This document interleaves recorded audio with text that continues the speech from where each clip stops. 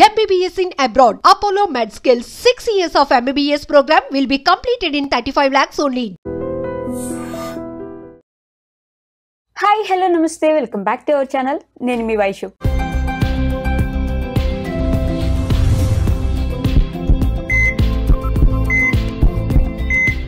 బేసిక్గా unfortunately or fortunately ఇండియాలో gynaecologist అంటే ప్రెగ్నెన్సీ టైంలోనూ లేకపోతే ఏమైనా హెల్త్ ఇష్యూ వస్తేనో మాత్రమే వెళ్తుంటారు. అదర్ కంట్రీస్లో గైనకాలజిస్ట్ అంటే ప్రతి మంత్ ఒకసారి ఆల్మోస్ట్ ప్యూబర్టీ దగ్గర నుంచి వెళ్తూనే ఉంటారు చెకప్స్కి. మరి గైనకాలజిస్ట్ అనేది ఎంతవరకు అవసరం ఉంది అంటే ప్రెగ్నెన్సీ టైంలో సెకండ్ ట్రైమిస్టర్ కానీ థర్డ్ ట్రైమిస్టర్ కానీ వీటిలో మాత్రమే అవసరం ఉందా, ఆర్ ఉమెన్కి కానీ మేల్కి కానీ ఒక మంత్కి ఒకసారి అవసరం ఉంటుందా? గైనకాలజిస్ట్తో ఎంతవరకు మనం దగ్గరగా ఉంటే హెల్త్కి చాలా అవసరం ఉంటుంది? ఈ విషయం గురించి మాట్లాడడానికి ఈరోజు నాతో పాటు డాక్టర్ రాజేశ్వరి రెడ్డి గారు ఉన్నారు, గైనకాలజిస్ట్. మేడంతో మాట్లాడదాం. Hello ma'am. హాయ్, ఎలా ఉన్నారు? బాగున్నానండి. ఓకే మ్యామ్, ఐ మీన్ చాలా చిన్నగా స్మూత్గా మాట్లాడుతున్నారు మీరు, literally. And I should be more loud, little loud Sure, if it is okay with you. Yeah. So ఎలా మ్యామ్, గైనకాలజీ గురించి మాట్లాడే ముందు మీ గురించి ఒక చిన్న కాంప్లిమెంట్ ఇవ్వచ్చా మీకు? ఎలా ఇంత బ్యూటీని మెయింటైన్ చేస్తున్నారు మీరు? No, there is no such specific thing, but I feel ఏదైనా మెయింటైన్ చేయాలి అంటే it should be consistent and disciplined life ఉండాలి. So the way we eat, ఎలా పడుకుంటాము, and exercise, and 80% of health అనేది మన తిండి బట్టి ఉంటుంది, అండ్ మిగతా 20% ఎక్సర్సైజ్ ఉంటుంది. బట్ ఈ రెండిటితో పాటు emotional wellbeing and mental wellbeing అనేది చాలా important. Let's talk about gynaecology. ఒకసారి మాట్లాడుకుంటే, నేను ఇందాక ఇంట్రడక్షన్లో అన్నట్టు ఏదైనా ఇండియాలో గైనకాలజిస్ట్ దగ్గరికి వెళ్ళాలంటే ఎందుకు, ఏమైంది, బాగాలేదా, అవసరమా ఇప్పుడు అనే ఒక క్వశ్చన్ మార్క్ ఉంటుంది. అదర్ స్టేట్స్లో ఆల్మోస్ట్ 13 years ఆర్ 12 years నుంచి మంత్లీ ఒకసారి చెకప్కి వెళ్తూనే ఉంటుంటారు.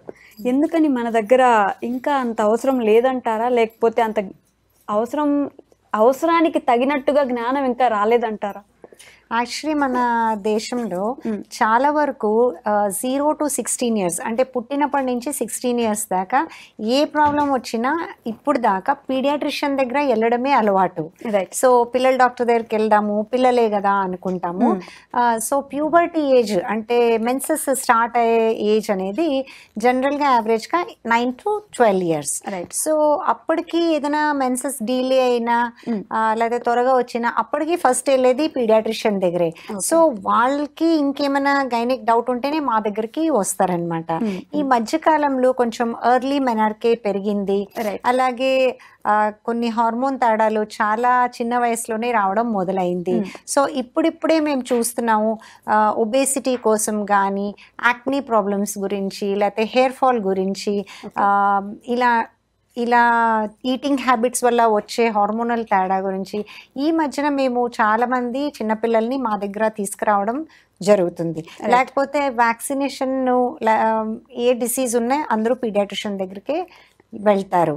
కానీ ఇయర్లీ చెకప్ అనేది వన్స్ సెక్షువల్లీ యాక్టివ్ ఉన్న దగ్గర నుంచి మేము ఇయర్లీ వన్స్ ఆడోళ్ళకి మోస్ట్ ఇంపార్టెంట్ ఒకటి అల్ట్రాసౌండ్ పెల్విస్, అంటే ఆ పెల్విక్ అల్ట్రాసౌండ్ చేసినప్పుడు గర్భసంచి, అండాశయ ఎలా ఉన్నాయో తెలుస్తాయి.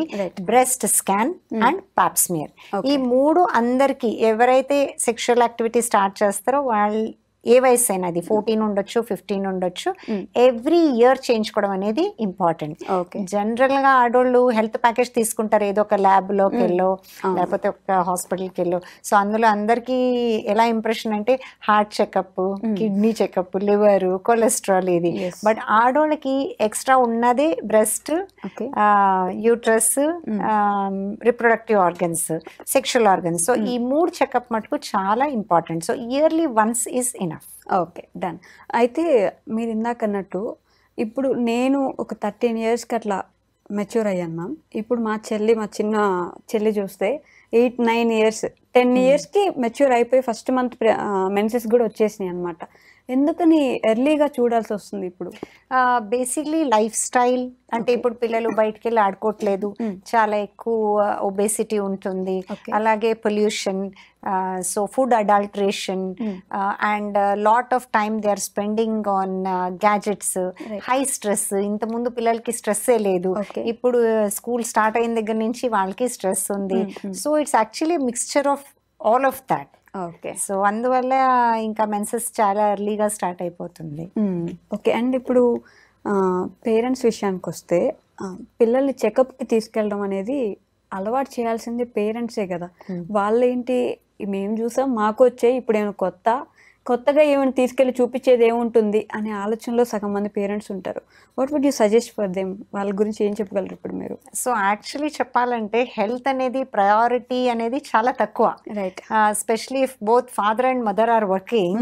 వాళ్ళు వీకెండ్ తప్ప ఇంకా వేరే రోజు ఏ ఆలోచన ఉండదు, ఇదేం కాదు అదేం కాదు. ఈవెన్ పిల్లలకి కూడా ఏదైనా చిన్నది వచ్చినా ఆన్లైన్ చూద్దామా లేకపోతే దగ్గర క్లినిక్లో ఇట్లా అనుకుంటారు. ప్రాపర్ చెకప్కి తీసుకెళ్ళాలి అంటే ఏదైనా జరగాల్సిందే అనే థాట్ ప్రాసెస్లో ఉంటారు.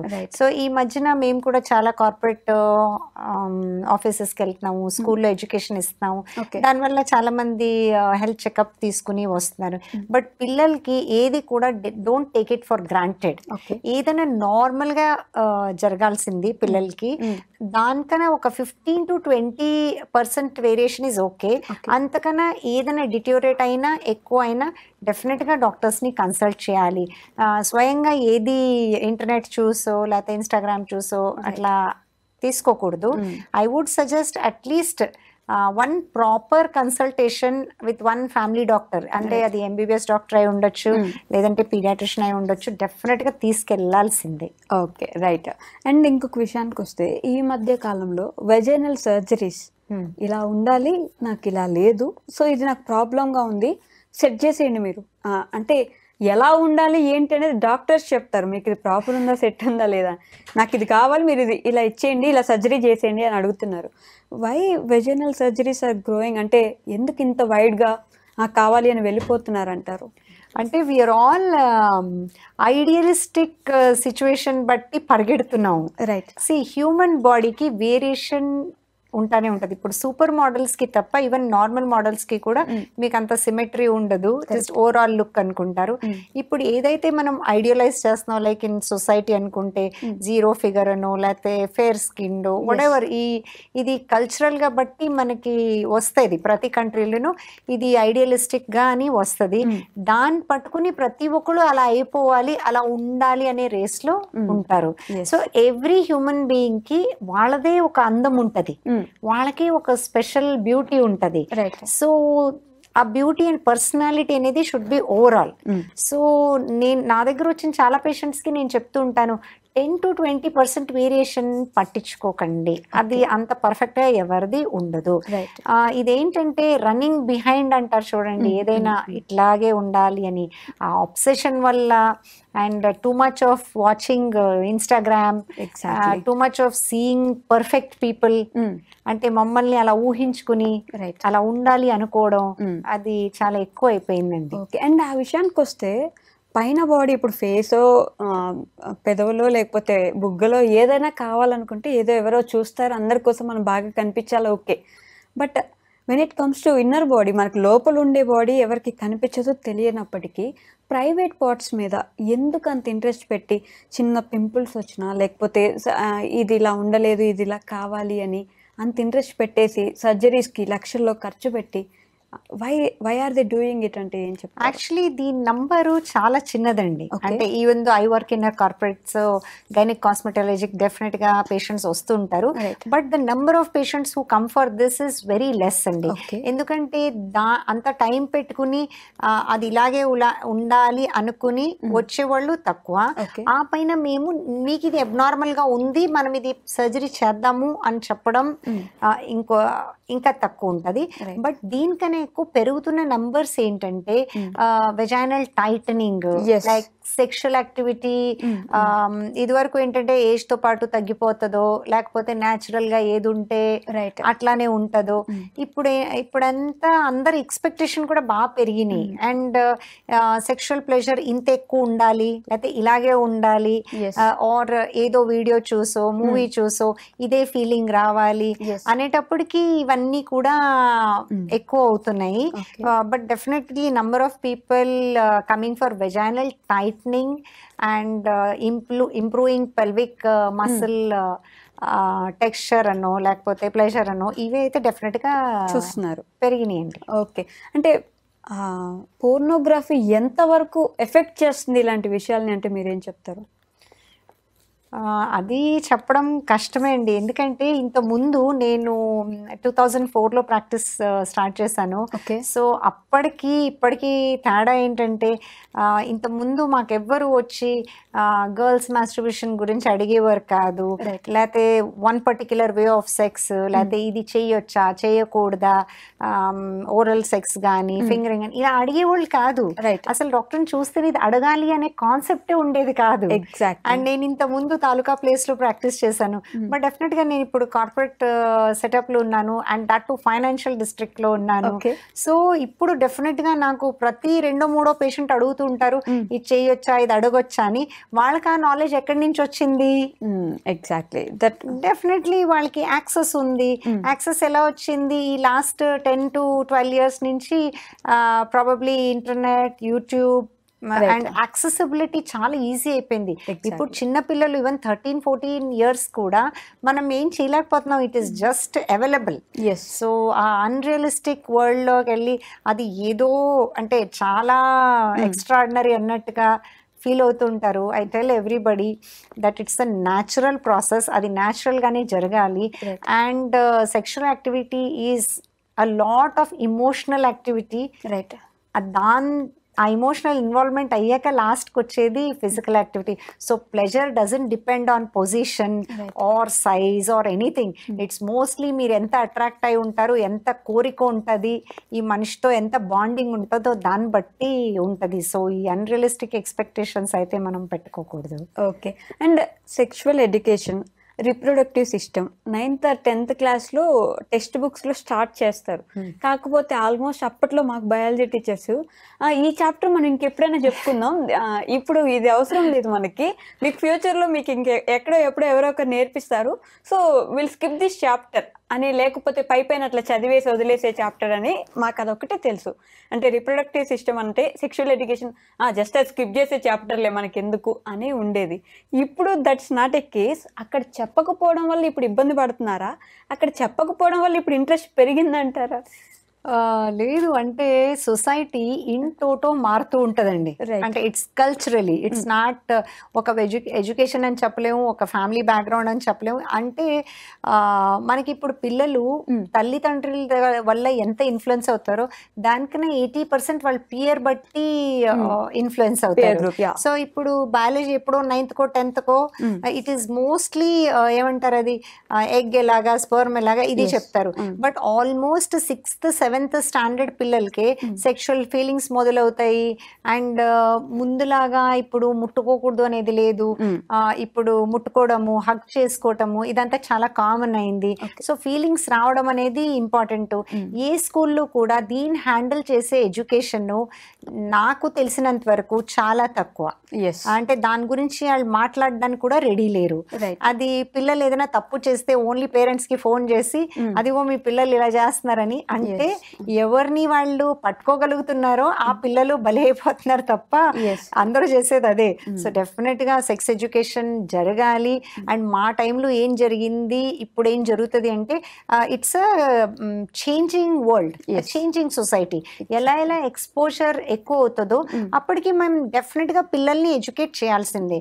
అండ్ ఇది అఫ్ కోర్స్ పేరెంట్స్ కి ఆ రెస్పాన్సిబిలిటీ ఉండాలి, కానీ పేరెంట్స్ కన్నా ఎక్కువ స్కూల్లో చెప్తేనే అందరూ పిల్లలు కలిసి కూర్చుని వింటే they all know that this is normal, this is abnormal, ఇలా అట్రాక్ట్ అవ్వడం నార్మలే, కానీ ఎట్లా కంట్రోల్ చేయాలి, what is right, what is wrong, తెలియని వయసులో ఏదైనా తప్పులు చేసి రివర్స్ చేయలేని రోగాలు వస్తే లేకపోతే ఇన్ఫెక్షన్స్ రావటం, ఇదంతా అందరు కలిసి కూర్చున్నప్పుడు ఎడ్యుకేట్ చేస్తే దే విల్ ఆల్ అంటే ఒకళ్ళనొకళ్ళు యాంకర్ చేయడానికి హెల్ప్ అవుతుంది.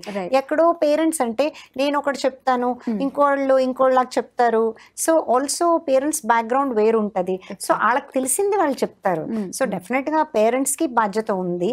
బట్ స్కూల్ డెఫినెట్లీ ఇండియాలో whether it is government school or private school, sex education అనేది ఉండాల్సిందే. అంటే పిల్లలు అట్రాక్ట్ అవుతారు, రైట్, అట్రాక్ట్ అవ్వడం సహజం, కానీ దాన్ని ఎట్లా ఛానలైజ్ చేయాలనేది ఎడ్యుకేషన్ జరగాల్సిందే. అంటే ఇప్పుడు నేను మాట్లాడితే ఎవరైనా క్వశ్చన్ రేస్ చేయొచ్చేమో, కానీ ఒక సినిమాలో ఒక బాబు maybe 9th or 10th class స్కూల్లో మాస్టర్బేట్ చేసుకుంటూ ఉంటాడు వాష్రూమ్లో. అది ఎవరో క్యాప్చర్ చేసి వీడియో తీస్తే ఆల్మోస్ట్ వాళ్ళ ఫ్యామిలీ మొత్తం స్కూల్ వదిలేసి వెళ్ళిపోతారు, ఆ సొసైటీ వదిలేసి వెళ్ళిపోవాల్సి వస్తుంది. అంటే ఏదో తప్పు చేసేసాడు అన్నట్టు ఆ అబ్బాయిని మొత్తం అందరూ వెలివేసేసి దూరంగా పెట్టి చూసి ఆ అబ్బాయి ఫుల్ డిప్రెస్ అయిపోయి ఆల్మోస్ట్ సూసైడల్ థాట్స్ వరకు వెళ్ళిపోయి దానికోసం మళ్ళీ వాళ్ళ నాన్న కష్టపడి పోరాడి ఇది చేసుకుంటాడు.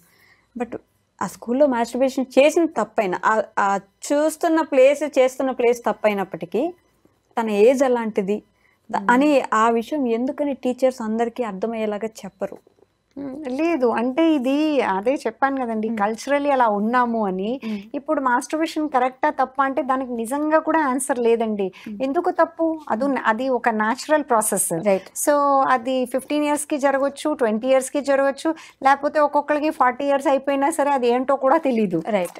సో అట్లాగా. అండ్ ఇప్పుడు మా జనరేషన్ అనుకోండి, ఐఎమ్ 50 year old నా. సో మా జనరేషన్కి నాకు ఫస్ట్ ఫోన్ వచ్చిందే నేను MS OBGలో ఉన్నప్పుడు, అంటే 2001లో నేను ఫస్ట్ ఫోన్ తీసుకున్నది. అండ్ యూట్యూబ్ చూసింది ఐ థింక్ 2004 or 2005 అనుకుంటున్నాను, 2004 అనుకుంటాను. అప్పుడు దాకా యూట్యూబ్ ఉండొచ్చు కానీ నాకు తెలీదు. సో అది యాక్సెస్ వచ్చి ఆ తర్వాత దాంట్లో ఏమేమి చూడొచ్చు అనేది అనుకునేదాకా చాలా టైం జరిగిపోయింది. సో అప్పటికే we are already 35. Okay, right. Right. So అప్పటికి మనకి ఇలాంటి క్వశ్చన్ లేవు. బట్ ఇప్పుడు చిన్న వయసుకి ఇవన్నీ వస్తున్నాయి. సో మాస్టర్బేషన్ ని తప్పనడానికి లేదు, సెక్స్ తప్పనడానికి లేదు. బట్ డెఫినెట్గా మనం దాని ఇంపాక్ట్ అంటే దాని ఇమోషనల్ ఇంపాక్ట్ ఏంటి, ఫిజికల్ ఇంపాక్ట్ ఏంటి, సోషల్ ఇంపాక్ట్ ఏంటి. ఇప్పుడు మనం ఒక చిన్న ఊర్లో చేసింది అదే హైదరాబాద్లో చేసింది, అదే న్యూయార్క్లో చేసింది. So it's different culturally, acceptance levels are different. మన బాధ్యత ఏంటంటే మనం పిల్లలకి లేకపోతే ఎవరికైనా టీనేజర్స్కైనా పెద్దోళ్ళకైనా, sometimes even I have patients who are 25 ఏళ్ళు 26 ఏళ్ళు, వాళ్ళకి సెక్షువల్ యాక్టివిటీ గురించి తెలియని వాళ్ళు కూడా ఉంటారు. ఇంకా మ్యారేజ్ అయ్యి ఈవెన్ 6 months దాకా సెక్షువల్ యాక్టివిటీ లేని వాళ్ళు ఉంటారు. సో ఎక్స్ట్రీమ్ ఉంటారు. బట్ ఎడ్యుకేట్ అయితే చేయాలి, ఎందుకంటే దీనివల్ల you will get impacted in different ways. ఇప్పుడు మీరు చెప్పారు కదా డిప్రెషన్ అని, డెఫినెట్గా ఇప్పుడు ఒక అమ్మాయి కిస్ చేయటము లేకపోతే స్కూల్లో చేయి పట్టుకున్నారు అంటే వాళ్ళని హ్యూమిలేట్ చేసి, లేకపోతే వాళ్ళ పేరెంట్స్ ని మీ పెంపకాలు ఇలా ఉన్నాయా, మీ ఇంట్లో కల్చర్ ఏముంది అని, డెఫినెట్ గా ఇది మారాలి. అట్లీస్ట్ మేము చూస్తున్నంత వరకు ఇప్పుడు ఎడ్యుకేటెడ్ క్లాస్లో అయితే అలా జరగట్లేదు, ఎందుకంటే అందరు ఫ్యామిలీలో జరుగుతున్నాయి కాబట్టి దే ఆర్ నాట్ జడ్జింగ్ అనుకోవచ్చు. బట్ స్టిల్ అది ఆ జ్ఞానం రావాల్సి ఇంకా చాలా ఉంది.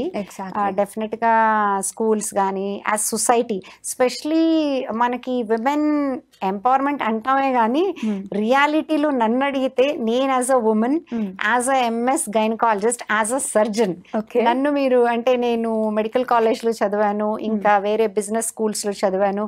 విమెన్ డిస్క్రిమినేషన్ ఉందా అంటే డెఫినెట్ గా 200% ఉంది. 100% ఉంది. ప్రతి స్టేజ్ లోనూ ఉంది, డే టు డే బేసిస్ లోనూ ఉంది, ఫైనల్ గా జడ్జ్ చేసినప్పుడే ఉంది. ఇవే సెట్ ఆఫ్ పనులు లైక్ ఈ లెవెల్ ఆఫ్ సర్జరీ అనుకోండి, లేదా ఈ లెవెల్ ఆఫ్ అచీవ్మెంట్ అనుకోండి, మేల్స్ చేస్తే ఎలా ఉంటుందో ఫీమేల్స్ చేస్తే ఎలా ఉంటుందో it's very different. Even some simple things like males extra పని చేశారనుకో ఎంత కష్టపడుతున్నాడు ఆడు అంటారు. అదే విమెన్ ఏమైనా సండే క్లినిక్ చేసామా, హాలిడే రోజు క్లినిక్ చేసామా, ఏదో పేషెంట్కి హెల్ప్ అవుతుంది కదా, మనలాంటి వాళ్ళు వచ్చి కూర్చుంటే ఏదో సండే ఎప్పుడు కుదరలేని వాళ్ళు, అసలు జాబ్కి సెలవు పెట్టుకోలేని వాళ్ళని కూర్చొని అరే ఈవిడ ఎంత పని చేస్తారు, ఈవిడికి ఫ్యామిలీ అక్కర్లేదు, ఈవిడికి అస్తమాన్ డబ్బులే కావాలి. So the way we are judged is very very different. And imagine ఇది హైదరాబాద్ ఇలా ఉంటే మిగతా చిన్న చిన్న సిటీస్ లో ఆ గ్రామాల్లో ఎలా ఉంటుంది. సో డెఫినెట్ గా నేనైతే పర్సనల్ లైఫ్లో నా పర్సనల్ లైఫ్లో నేను చెప్తున్నాను, నేను ఐ హావ్ సీన్ డిస్క్రిమినేషన్ ప్రతి స్టేజ్లోనూ, స్కూల్ నుంచి కాలేజ్ నుంచి ప్రతి చోట. Right, okay. ఒక స్టేజెస్ తీసుకుంటే ఇప్పుడు మనం ఇప్పుడు స్కూల్ గురించి మాట్లాడుకున్నాం, ఒక సర్టెన్ ఏజ్ ప్యూబర్టీ దగ్గర మాట్లాడుకుంటే, నెక్స్ట్ మ్యారేజ్ దగ్గరకు వచ్చేసరికి పెళ్ళి ఫిక్స్ అయింది అని ఒక 6 నెలల ముందు నుంచే టెన్షన్.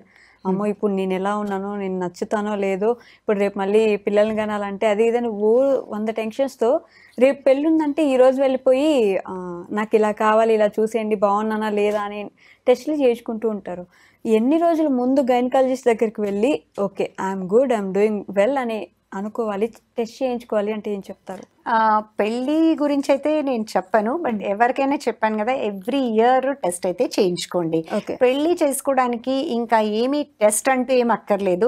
డెఫినెట్ గా ఏ హాస్పిటల్కి వెళ్ళినా మీరు చూడండి, ఫస్ట్ మీ వెయిట్ చూస్తారు, మీ BMI 22 to 26 లోపల ఉండాలి. సో మరీ సన్నగా కూడా ఉండకూడదు, అలాగని లావు ఉండకూడదు. దెన్ BP చూస్తారు, ఎందుకంటే అవి బేసిక్ థింగ్స్. రెస్పిరేటరీ రేట్ చూస్తారు, పల్స్ చూస్తారు. సో జనరల్ హెల్త్ అనమాట. జనరల్ గా ఇవి మీరు కరెక్ట్ గా ఉంటే you can take it for granted, ఎంతో కొంత మీరు బాగున్నారు. Then when it comes to menstrual health, మీకు నెల కరెక్ట్గా వస్తుంది. ఐడియల్గా 28 days సైకిల్ అనుకుంటే వారం రోజు ఇటో అటో పర్వాలేదు, అంటే 21 days to 35 days సైకిల్. సమానంగా ఒక్కొక్కరు బ్లీడింగ్ ఒక్కొక్క ప్యాటర్న్లో ఉంటుంది. సో 2 days నుంచి 8 days దాకా దాన్ని నార్మల్ అంటాం. అండ్ 80% ఆఫ్ విమెన్కి ఎంతో కొంత నొప్పి అంటూ ఉంటుంది. సో మీకు తట్టుకోలేనంత నొప్పి ఉంది, లేకపోతే ఈ మధ్య కాలంలో మీ నొప్పి పెరిగింది, పీరియడ్స్ అప్పుడు నొప్పి పెరిగింది, అలా ఏమైనా సిమ్టమ్స్ ఉంటే డెఫినెట్గా ఒకసారి అల్ట్రాసౌండ్ చేయించుకోవాలి. ఇంకా స్పెసిఫిక్గా చెప్పాలి అంటే white discharge, urinary tract infections, ఇవి కొంచెం రూల్ అవుట్ చేసుకుంటే సెక్షువల్ యాక్టివిటీ స్టార్ట్ చేసే ముందు డెఫినెట్గా హెల్ప్ఫుల్గా ఉంటుంది. సో దట్ పెళ్ళైన వెంటనే మీరు ఇన్ఫెక్షన్తో బాధపడరు. Okay. And there is this word term called honeymoon cystitis. I think explain చేయగలరా ma'am, what is honeymoon cystitis అంటే? హనీమూన్ సిస్టైటిస్ అంటే, హనీమూన్ అంటే పెళ్ళైన కొత్తలు, అంటే సెక్షువల్ యాక్టివిటీ స్టార్ట్ చేసిన కొత్తలు. సిస్టైటిస్ అంటే బ్లాడర్ కి ఇన్ఫెక్షన్, అంటే యూరినరీ ట్రాక్ట్ ఇన్ఫెక్షన్. కొత్తగా స్టార్ట్ చేసినప్పుడు, పెళ్ళైన తర్వాత స్టార్ట్ చేసినప్పుడు, so if at all it is first interaction, అంటే ముందు సెక్షువల్ యాక్టివిటీ లేకుండా అప్పుడే స్టార్ట్ అయితే యూరిన్ ఇన్ఫెక్షన్ స్టార్టింగ్ పీరియడ్ లో కొంచెం ఎక్కువసారి వచ్చే అవకాశం ఉంటుంది. అది ఎందుకు ఉంటుంది అంటే, పూర్తిగా వెట్ అవ్వకుండా సెక్షువల్ యాక్టివిటీ మొదలుపెట్టి, లేకపోతే కంగారులో మొదలుపెట్టి, లేకపోతే కంప్లీట్ కంపాటబిలిటీ లేకుండా డ్రైనెస్ ఉండి అది రాసుకుని పోయి, లేకపోతే కొంచెం హార్డ్గా చేసి, ఇట్లా ఏదైనా అయితే అది వెజైనా కొంచెం కొట్టుకుని పోతుంది. దాంతో యూరినరీ ట్రాక్ట్ ఇన్ఫెక్షన్స్ ఎక్కువ వస్తాయి. అండ్ లేడీస్కి వెజైనా అండ్ యురేత్రా అంటే యూరిన్ వచ్చే ఓపెనింగ్, ఆ రెండు చాలా దగ్గరగా ఉంటాయి. సో ఇక్కడి నుంచి అక్కడ ఇన్ఫెక్షన్, అక్కడి నుంచి ఇక్కడ ఇన్ఫెక్షన్, అది కామన్. సెకండ్ థింగ్ ఏంటంటే, సెక్షువల్ యాక్టివిటీ చేస్తున్నప్పుడు దాని చుట్టూ కూడా రబ్ అయ్యే అవకాశం ఎక్కువ ఉంటుంది. సో దాంతో మళ్ళీ యూరిన్ ఇన్ఫెక్షన్ వచ్చే అవకాశం ఉంటుంది. బట్ లేటర్ ఆన్ అది సెక్షువల్ యాక్టివిటీ అలవాటు అయ్యాక వాళ్ళకి అర్థమవుతుంది ఎలా చేస్తే ఇది రాదు అనేది. ఓకే. బట్ ఆ ఫేస్ అయితే అది ఇబ్బంది పడాల్సి వస్తుంది వాళ్ళు, అందుకే ఆ టైంలో ఆపేసుకొని వచ్చేసాం అనే వాళ్ళు కూడా ఉంటారు కదా. ఒకసారి ఇన్ఫెక్షన్ అయిన తర్వాత మనకి ఆ ఇన్ఫెక్షన్ క్యూర్ అవ్వకుండా మళ్ళీ సెక్షువల్ యాక్టివిటీ ట్రై చేస్తే అది ఇంకా పెయిన్ఫుల్ గా ఉంటది. ఎందుకంటే అక్కడ పుండులాగా అయిపోతుంది. Vaginal tissue is very very soft tissue. So దాని మీద ఏదైనా ఇన్ఫెక్షన్ వచ్చినా, బాయిల్స్ వచ్చినా, ర్యాషెస్ వచ్చినా, దాని మీద మళ్ళీ ఏదైనా రుద్దితే it will become more painful. So అందుకని ఆ టైంలో వద్దనే చెప్తాం, first treatment and then continue. Okay, when it comes to pregnancy, ఇప్పుడే ఎందుకులే పెళ్ళైంది మనకి ఇప్పుడే కదా, ఇంకొంచెం టైం తీసుకుందాం నిదానంగా అని అనుకుంటుంటారు. వాళ్ళ హస్బెండ్ ఎలా ఒప్పించాలి అంటే, if it is a women who doesn't want to have kids, ఆ టైంకి అప్పుడు ఉమెన్కి వద్దు అనుకుంటే ఎలా ఒప్పించుకోవాలి, వాళ్ళ ఫ్యామిలీకి ఏమని చెప్పాలి, లేదంటే వాళ్ళ ఎక్స్ని కానీ దాన్ని కానీ ఎలా స్టోర్ చేసుకుంటే బెటర్ అంటారు? ఈ మధ్యకాలంలో ప్రెగ్నెన్సీ అంటే మా కౌన్సిలింగ్ కూడా 25 చాలా మార్పు వచ్చింది. సో ఇప్పుడు కౌన్సిలింగ్ మనం ప్రెగ్నెన్సీ గురించి ఆలోచించాలండి ఎవరైనా, ఎస్పెషల్ సిటీలో ఉండే కపుల్స్. సో ఫిజికల్ ఫిట్నెస్ చూసుకోవాలి, right, okay, then emotional stability చూసుకోవాలి, బికాస్ ప్రెగ్నెన్సీలో కూడా చాలా చేంజెస్ ఉంటాయి. They should be emotionally ready, financially ready, leave తీసుకోవడానికి, వాళ్ళ promotions, education, etcetera etcetera, traveling to foreign countries, ready ఇవ్వాలి. And most important domestic help. Okay, అది పేరెంట్స్ అయి ఉండొచ్చు, పనోళ్ళు అయి ఉండొచ్చు, ఈ బేబీ పుడితే లేకపోతే మేమేమైనా బెడ్ రెస్ట్ చెప్తే వాళ్ళు ప్రిపేర్డ్ గా ఉండాలి. Nothing should come as a shock. Okay, so ఇంత first 10 years of my practice మనం అనుకునే వాళ్ళు ఇది న్యాచురల్ గా వచ్చేస్తుంది అని. సో ఇప్పుడు ఈవెన్ ఈ 4 అయితే main challenges.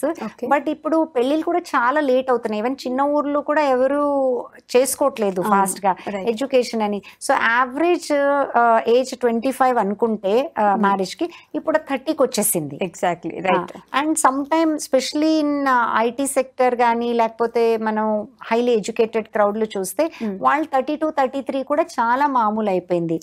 Why only IT, even civil exam రాసేవాళ్ళు, లేకపోతే ఈవెన్ డాక్టర్స్, మా పీజీ అయ్యేటప్పటికే it's almost like 29, 30.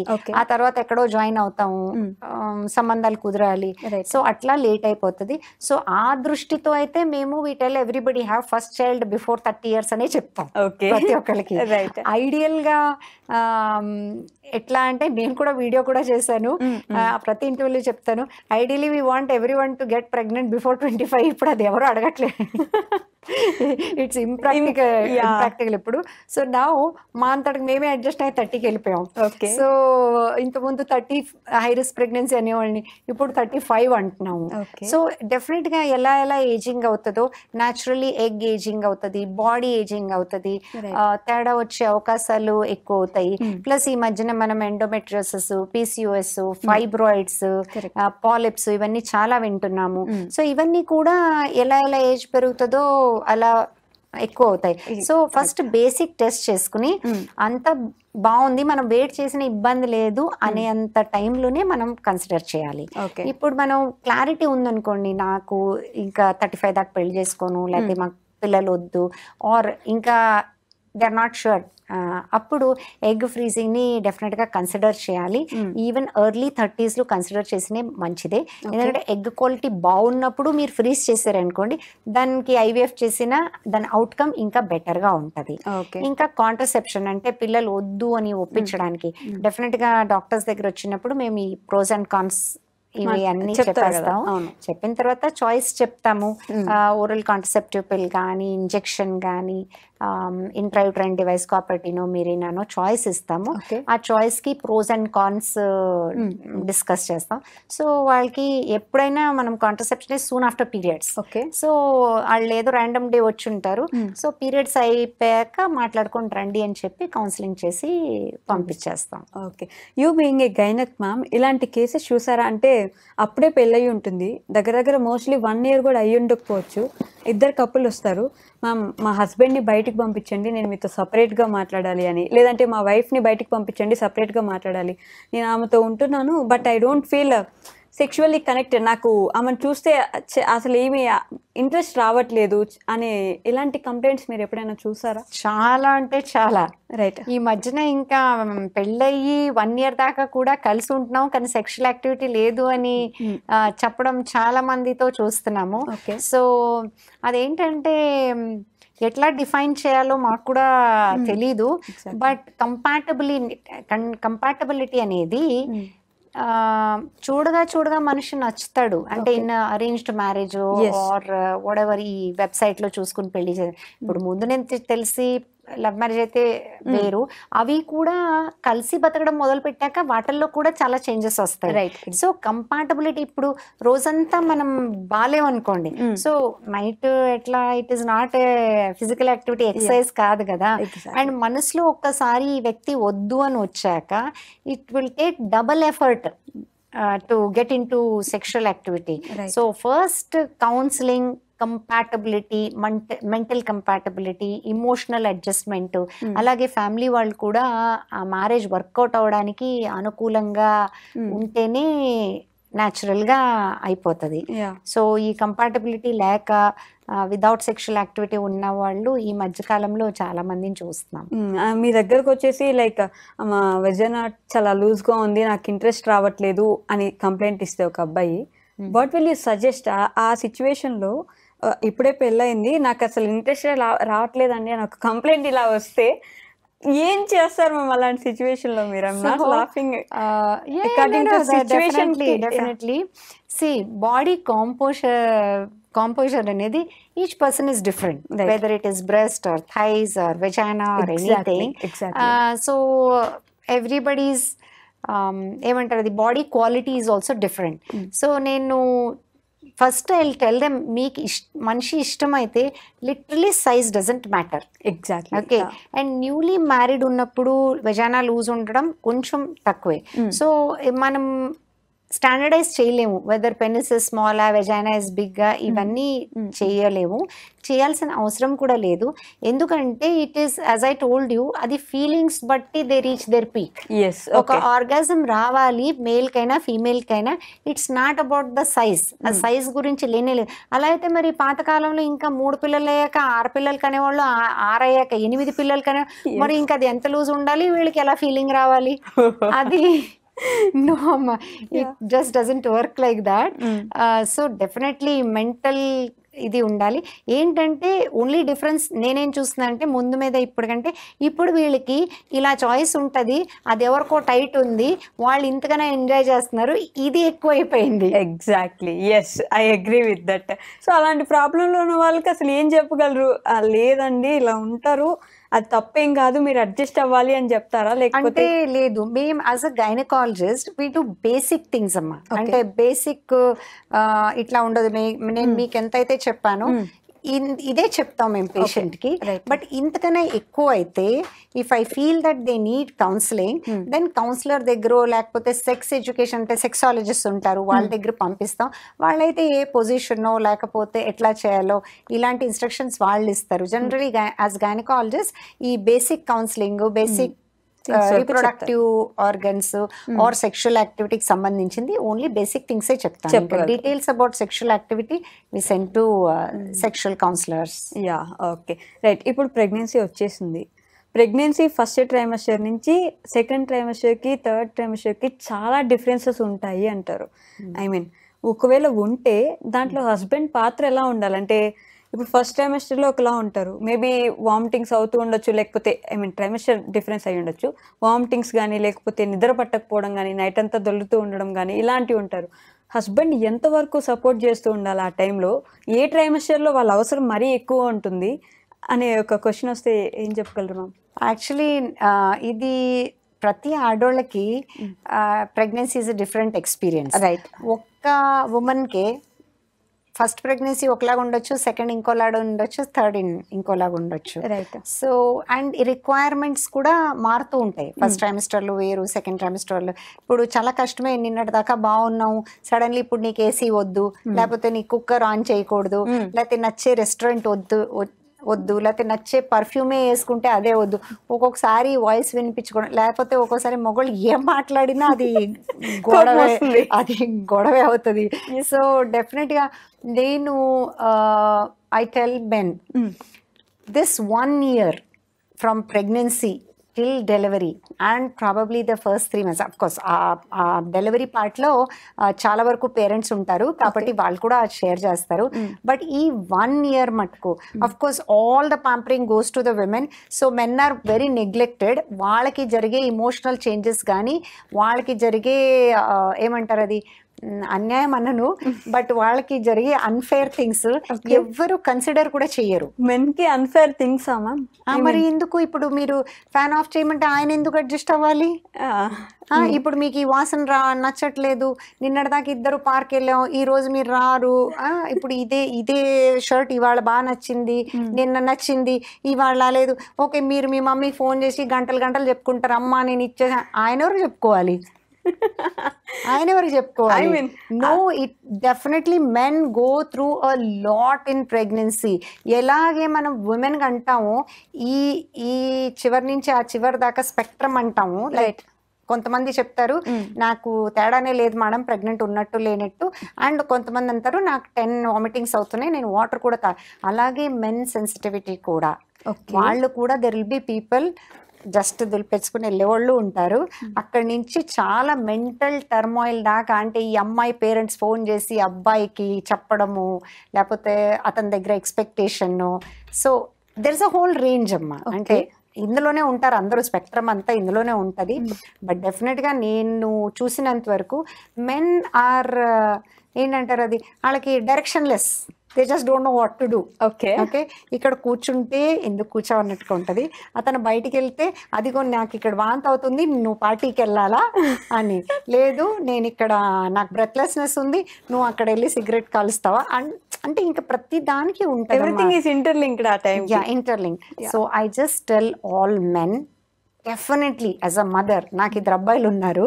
So I tell, I do empathise with men, but what the women are going through, వాళ్ళు ఏదైతే జరుగుతుందో ప్రెగ్నెన్సీ కోసం వాళ్ళు కావాలని చేసుకోలేదు. సో ఇది ఒక bodily change, hormonal change, emotional change. కాబట్టి ఈ 1 year కళ్ళు మూసుకుని అన్కండిషనల్గా ప్రేమించండి అని చెప్తూ ఉంటాను అందరినీ. అండ్ అఫ్ కోర్స్ పేరెంట్స్ అది వస్తే చెప్తూ ఉంటాను. డెఫినెట్గా ఇప్పుడు అమ్మాయికి ఫర్ ఎగ్జాంపుల్ ప్రెగ్నెన్సీలో బీపీ అనుకోండి, టార్చర్ చేయొద్దండి, ఆవిడకి ఏమన్నద్దండి, బెడ్ రెస్ట్ లో ఉంచండి, అది ఇది అన్ని చెప్తాం. అండ్ అందరూ all the concentration is only on the women. So ఈ అబ్బాయికి బీపీ ఉందో లేదో చూసేవాళ్ళు కూడా ఉండరు, ఆడికి ఉన్నా ఎవరు పట్టించుకోరు. ఈవెన్ ఫర్ ఎగ్జాంపుల్ ఆయన డయాబెటిక్ పేషెంట్ అనుకోండి, అప్పటికి ఎవరు పట్టించుకోరు, because all the concentration is here, all functions are here, all the gifts are here, అన్ని concentration is on women. So definite గా మెన్ కి they are also human beings, వాళ్ళకి counselling అవసరము. బట్ నేను మెన్ చెప్తాను, ఇది చాలా స్పెషల్ ఒకేషన్ కాబట్టి ఏది క్వశ్చన్ చేయకుండా ఈ 1 year వాళ్ళ ప్రెగ్నెన్సీ అయిపోయి ఆ బేబీ బయటకు వచ్చేదాకా, వచ్చాక కూడా పోస్ట్ పార్టమ్ మూడ్ స్వింగ్స్ ఉంటాయి. సో ఈ 1 year వాళ్ళు ఏం చేసినా just pamper them, hug them, make them feel loved, make them feel affectionate. ఇది ఒకటే చేయండి అని చెప్తాను, ఎందుకంటే ఇలా చేయండి అలా చేయండి అంటే నో. కానీ కొన్ని థింగ్స్ నేను మొగోళ్ళకి చెప్తాను, ఎప్పుడు అనకండి, వేరే వాళ్ళతో కంపేర్ చేయకండి, మా అక్కకి ఇలా అవ్వలేదు, మా చెల్లి ఇంకా కష్టంగా చూసింది, ఇది ఎప్పుడు ఈ బ్లండర్ చేయకండి. రైట్, ఏదైనా చెప్తే ఎస్ అనాలి, ముందుకెళ్ళాలి. That's my advice. I mean mood swings are like normal కదా మ్యామ్, వాళ్ళు ఏం కావాలని ఎస్ నేను ఈ టైంకి వీళ్ళ మీద కోప్పడతాను, ఈ టైంకి వీళ్ళ మీద అరుస్తాను, దాన్ని డిఫైన్ చేయలేవమ్మా. ఇప్పుడు అంత ముందే మూడ్ స్వింగ్స్ ఉన్నాయనుకోండి, ప్రెగ్నెన్సీ ముందే ఉన్నాయనుకోండి, అప్పుడు ఏంటి, మనుషులతో మనం అడ్జస్ట్ అవ్వట్లేదా? అన్నిటికీ అడ్జస్ట్ అవుతున్నాం కదండి. ఈ ఒక్క ఫేజ్ మటుకు కొంచెం అన్రీజనబుల్గా ఉన్నా సరే మనము అడ్జస్ట్ అవ్వాల్సిందే, ఆడోళ్ళతో కోఆపరేట్ చేయాల్సిందే, ఎందుకంటే it's a once in a lifetime experience and it's a huge burden. It's a pleasure to be a mother. So అందరూ కూడా should cooperate, that it should be a pleasure. Okay. So after delivery ఈ post partum depression ఏదైతే ఉందో still people can't adjust, అంటే అదొకటి ఉందా, digest చేసుకోలేని situation ఉన్నా, అది ఏంటి, మేమంతా నార్మల్గానే ఉన్నామే. ఇప్పుడు అమ్మమ్మ వాళ్ళు తీసుకొస్తే నాకు అవన్నీ ఏం లేవు, నన్ను నార్మల్ డెలివరీ, వంటింట్లో కన్నాను, అక్కడ కన్నాను, ఇక్కడ కన్నాను, మంత్రసాన్ వచ్చేది నన్ను డెలివరీ చేయడానికి అని. ఇప్పుడు మినిమం ఆ డిప్రెషన్ తోటి అసలు ఈ బేబీని నేను సరిగా చూసుకుంటున్నానా లేదా, ఈ బేబీకి నాకు బాగానే ఉందా, ఈ క్వశ్చన్ మార్క్లో కూడా మదర్స్ ఉంటారు కదా, ఆ ఫేస్లో ఎలా డీల్ చేయాలంటారు ma'am? Post partum depression is a reality, right, ఇది నిజం. అండ్ నేను ఇంతకుముందు 50% 60% అనుకునేదాన్ని, ఈ మధ్యన పోస్ట్ పార్టమ్ డిప్రెషన్ చాలా ఎక్కువ ఉంది. అది లాట్ ఆఫ్ ఇట్ ఇస్ ఇంతవరకు మేము డిస్కస్ చేసినట్టు అన్రియలిస్టిక్ ఎక్స్పెక్టేషన్. ఇంకా మీ అమ్మమ్మకి లేదా, లేకపోతే మీ మదర్కి లేదా, ఆర్ నాకు లేదా అంటే మా టైంలో కూడా చాలా వరకు ఉంది. బట్ చెప్పేది ఏంటంటే ఇదివరకు డెలివరీ అయిన పేషెంట్స్ని ఎవరితో మాట్లాడనిచ్చేవారు కాదు. ఫస్ట్ ఆఫ్ ఆల్ వాళ్ళు 8th 9th మంత్లో ఫుల్ ప్యాంపరింగ్, కొంత మేనమావ దగ్గర, మదర్ దగ్గర, అండ్ ఈ కస్టమ్స్ ఉండే వాళ్ళని ప్యాంపర్ చేయాలి, అందరూ వాళ్ళని భోజనానికి పిలవాలి, టిఫిన్ పిలవాలి, ప్యాంపరింగ్, వాళ్ళతో ఎవరు గొడవ చేసేవారు కాదు, అట్లా వెళ్ళిపోయింది. అండ్ డెలివరీ అయిపోయాక నిజంగా వాళ్ళు నెల 15 రోజు ఎవరిని చూసేవారు కాదు. అది కొంచెం డార్క్ రూమ్ లోనే ఉంచాలి, స్కార్ఫ్ కట్టుకోవాలి, ఈవెన్ కాళ్ళకి సాక్స్ వేసుకోవాలి. వాళ్ళని ఎవరు చూసేవారు కాదు, వీళ్ళు బయటకు వచ్చేవారు కాదు, ఏ ఫంక్షన్కి వెళ్ళేవారు కాదు, ఎవరు వాళ్ళని ఏదైనా తప్పు మాట్లాడు. So they were very protected, అంటే culturally protected. Yes, okay.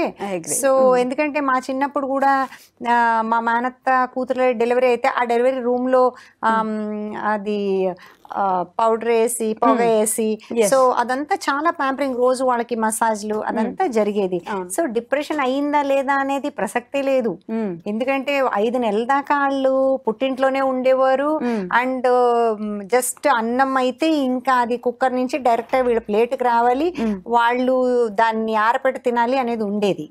Right. ఇంట్లో వాళ్ళకే ఫస్ట్ బ్రేక్ఫాస్ట్, ఫస్ట్ వాళ్ళ పని ఏంటి, ఫీడ్ చేయడం, పడుకోవడం, ఫీడ్.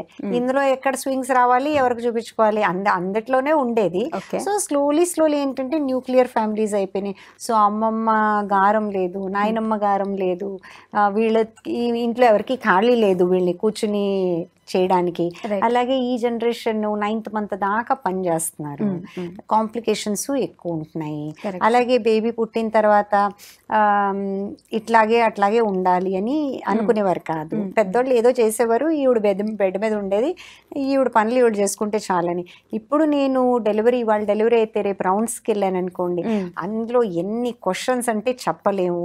పేరెంట్స్ ని వీళ్ళు చెప్తారు, మీరు ఇలా చేయండి, మీరు ఇలా చేయొద్దండి అని. ఈవిడి డెలివరీ అయినవిడి ఎలా అంటే ఇన్స్టాగ్రామ్ చూసి, లేకపోతే ఫ్రెండ్స్, వాట్సాప్ గ్రూప్, అండ్ ఇంకా చాలా సారీ పేరెంట్స్ ని తో దెబ్బలాడుకోవడం, లేకపోతే ఇదే ప్యాడ్ పెట్టు, అలానే మసాజ్ చెయ్యి, ఇదే క్రీమ్ రాయి, ఇవన్నీ ఏంటంటే just creating a lot of stress అండి.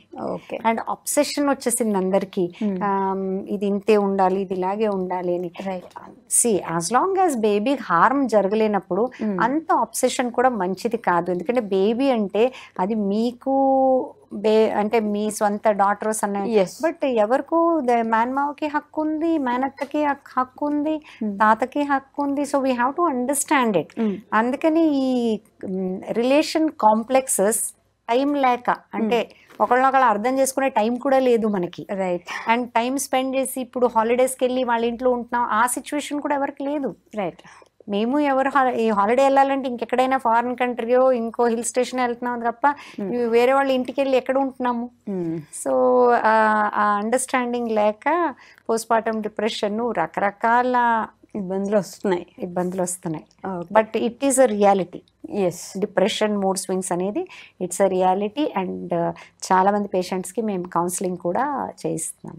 Okay, done. Breast feeding, when it comes to breast feeding, ఇంతకుముందు everyone use to do that, అంటే అందరూ ఇస్తారు, పిల్లలు పాలు తల్లి తాగాలి, అది మ్యాండేటరీ. ఇప్పుడు నో, సాగి అయిపోతే ఇబ్బంది అవుతుంది, సో పంపింగ్ లేదంటే ఇంకేదైనా బాటిల్లో, లేదంటే ఇంకా బయట మిల్క్ తీసుకొచ్చి ఇచ్చేద్దాం. బ్రెస్ట్ ఫీడింగ్ ఓన్లీ బాబుకేనా, తల్లికి కూడా ఇంపార్టెంటా, ఆవిడకి కూడా ఏమైనా యూజ్ అవుతుంది అంటారా? ఇద్దరికి ఇంపార్టెంట్. ఎందుకంటే ఫస్ట్ పాలు ఏదైతే ఇమ్యూనిటీ వస్తుందో పిల్లలకి, రోగాలు రాకుండా ఇమ్యూనిటీ వస్తుంది, గ్యాస్ట్రో ఇంటెస్టైనల్ ట్రాక్ట్ బాగా అడ్జస్ట్ అవుతుంది. ఇలాంటి పిల్లలకి మాల్ అబ్సార్ప్షన్ కానీ, ఫ్యూచర్లో వాళ్ళకి పేక్కి సంబంధించిన రోగాలు తక్కువ ఉంటుంది, వాళ్ళ ఆరోగ్యం బాగుంటుంది. అండ్ తల్లిపాలు ఎంతైతే బ్యాలెన్స్డ్గా ఉంటుందో అంత బ్యాలెన్స్డ్గా ఏ ఫార్ములా కూడా ఉండదు. సో డెఫినెట్గా తల్లిపాలు బేబీకి చాలా ఇంపార్టెంట్. అలాగే తల్లికి కూడా ఎంతైతే బ్రెస్ట్ ఫీడింగ్ చేస్తారో అది యూట్రస్ కూడా పెద్ద అయి ఉంటుంది కదా, అది స్లోగా చిన్నదవ్వాలి. ఎంత పాలిస్తా అలా బాడీ మొత్తం కూడా స్లోగా నార్మల్సీకి వస్తుంది. అలాగే బేబీతో బాండింగ్ అవుతుంది, ఎందుకంటే అది పట్టుకోవడం, దాని మీద ఇమోషనల్ ఇది కూడా ఉంటుంది.